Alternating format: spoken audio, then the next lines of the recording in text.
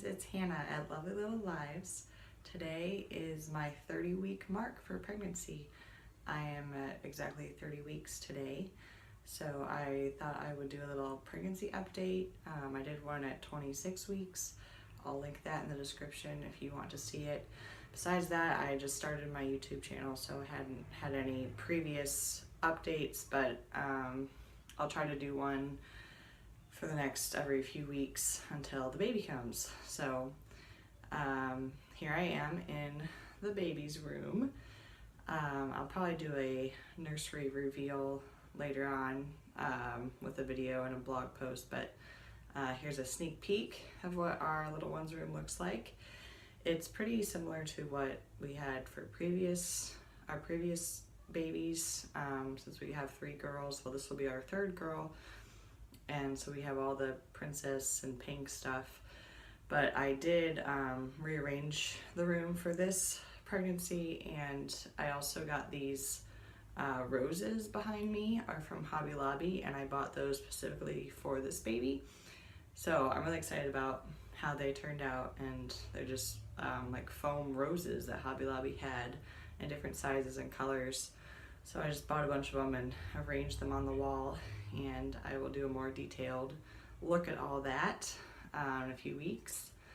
But for now, I just thought I'd do the video in here because I'm trying to hide from my kids. It seemed like a room in the house was full of children, so this was the quietest place in the house. The baby's room, of course, because the baby is still inside, and so she's being very quiet. But my daughter's watching Dora, my other daughter was downstairs playing imaginative play rather loudly, and so I figured, hey, why not go to the baby's room, because it's about her anyway, and this room is quiet. So back to the update. I'm 30 weeks. I'm feeling constantly kicked. She's awake all the time. I don't know if she sleeps. My mother-in-law asked me, does she sleep? And I said, I suppose she must, like babies need to sleep, but it seems like she's always awake, she's always kicking. She's big enough to the point where she's moving my whole stomach. When she starts moving really fast, like my whole stomach will move back and forth. She seems to be doing flips, so she's just kind of all over the place. Waking me up at night, and I can no longer sleep on my back. It's not comfortable. Sleeping on my side is, I don't know, I wake up and I'm sore on one side, and it's hard to switch to the other side. But anyway, the bump continues to grow. So it's getting up there in size. You can see it. I've been trying to still wear some of my shirts that are not maternity, because I don't really have that much maternity stuff. And so like this shirt is just a regular shirt that is soft and stretchy enough that it kind of just fits over the bump, and it's barely long enough. Like I have a camisole underneath because it's not long enough by itself, but it's just kind of, so I have some variety, because otherwise I just feel like I'm wearing the same thing all the time and I get bored with it. And a lot of my maternity stuff is like plain colored for some reason. They make all the maternity stuff like plain colors, and I like to wear some more patterns. So anyway, so I've tried to sort of use some of my shirts that are a little more stretchy that I can still sort of squeeze into, and then I just layer them with a camisole underneath, and that way I can have multiple clothes to wear. I got a new set of camisoles from Amazon. I'll link that in the description, but they're like they're maternity / nursing camisoles for wearing underneath things. And I usually like to layer because I don't like wearing it by itself, but because it's not very modest, but it's just it was a nice find that I found, like 3 in a pack, and they should last me through, having the baby and then postpartum and nursing, because they're designed to be for nursing too. So I'll link those below if you're interested in checking those out if you are pregnant or nursing and need some new camisoles. Besides that, I have my Mom Blogger Life coffee mug that I got from an Etsy shop. I can link that below too. It's like my new favorite mug, so I use it whenever it's clean. And I was also going to link the pictures of how big the baby is at the moment. I have the Ovia pregnancy app, and it shows you how big the baby's hand and foot is and what size the baby is with like a fruit in comparison to a fruit. So this week the baby is the size of a cantaloupe. So I will put those pictures up now.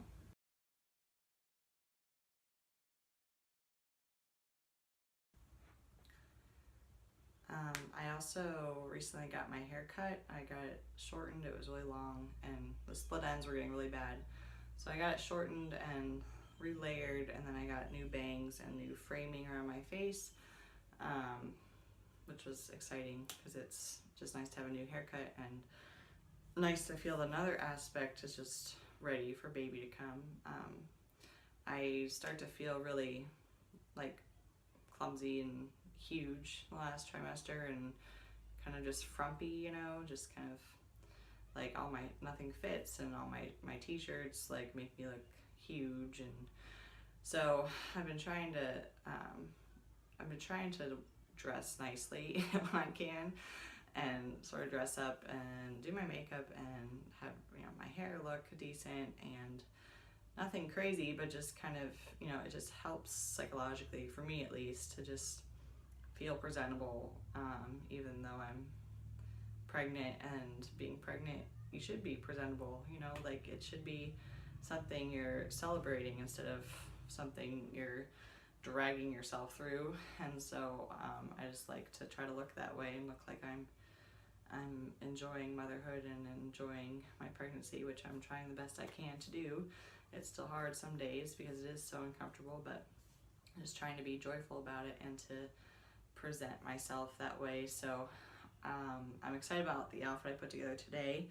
Like I said, it's sort of a hodgepodge of maternity clothes and non-maternity clothes, since I have some more loose things. Like this sweater is not maternity, but it's just a loose cardigan, so I can wear it even with my growing stomach. I wanted to show you this too. My oldest daughter, who's 5, she's gotten really into coloring and making faces and drawing. So she made this for me. Last week she came up to me and said, "Mom, it's you and Mariah." So apparently this is me, and then little baby Mariah is down there. So I thought that was really cute. I was gonna save it and tape it on the wall somewhere in the nursery. The first picture of big sister giving something to little sister. So it's a good thing to keep, I think, at least for a little while. It's fun to watch my older daughters grow in their creativity and to be really excited about the baby. They are constantly like touching my stomach and just talking about the baby, and is Mariah laughing right now? And I think she's laughing at me. So they're ready. They're gonna be awesome big sisters. So we had a football party last week, and we had people bring diapers instead of food, and we provided the food. So we got this nice stack of diapers to get us ready for baby. So we're kind of already set with a good starter pack of diapers ready for the little one. I haven't really had too many symptoms besides just the ongoing kicking. I've gotten a little bit of heartburn, but nothing to complain about, nothing to worry about. It's just the kicking and the sleeping are harder because I'm uncomfortable. So I've been feeling like I get half nights of sleep, kind of just with all the movement. But the room is ready and I'm ready, so I still have 10 weeks, but I feel like I'm ready to have a baby, which is usually what happens in 3rd trimester. But at the same time, I still have a ton to do like before she comes, so it's kind of a dual thing going on in my head. Like, I'm ready for her to come, like the room's ready, everything's ready, and I'm uncomfortable, but I'm not quite ready, like with everything that I'm trying to work on all my to-do lists. I'm trying to get crossed off. I have a list to says before baby, and it has all these things that I'm trying to accomplish, because I know when she comes it's going to be a lot different, obviously, and we'll have to readjust our schedule and our lives and just get used to having a newborn all over again. So I'm gonna have to put a lot of things on hold. So I'm hoping that I can get everything done before she comes, which is coming quickly now that it's 10 weeks away. So besides that, we're looking forward to meeting our little one, and her name is going to be Mariah. And I actually read the story of Abraham and Isaac this morning as part of my pregnancy reflection. I read a pregnancy book that every week has a reflection and a scripture verse to reflect on. And it's just a spiritual reflection for pregnancy that my mom gave me a long time ago. I can link that book below too. It's on Amazon. But it just really helps you to focus on the spiritual aspects of pregnancy and just on, you know, the blessings of pregnancy. And anyway, the story for today for the meditation was Abraham and Isaac, and we're naming her after Mount Moriah, where Abraham took Isaac to sacrifice him, and then God spared Isaac. And because Abraham was so devoted, it was a test, you know, to prove how devoted Abraham was, that he was willing to sacrifice his own son. And then the angel came at the last minute and told him, you don't have to do this, because now we know, God knows how devoted you are, and do not lay a hand on the boy. So my husband came up with that name. It's spelled just like Mount Moriah from the Abraham Isaac story in the Bible, and it means like mountain country, but it also means God's providence. When I looked it up, that's sort of the meaning that the name was on Google. So it's kind of a cool name, and it has the cool scripture story with it. And it's spelled, we're going to spell it the same way as the Bible version of Mount Moriah. So just a little background on that. And besides that, I think that's all I can think of at the moment. So thanks for watching. If you like this video and you want to see more, please subscribe below and like this video, give it a thumbs up, and I'll see you soon. Thanks. Bye.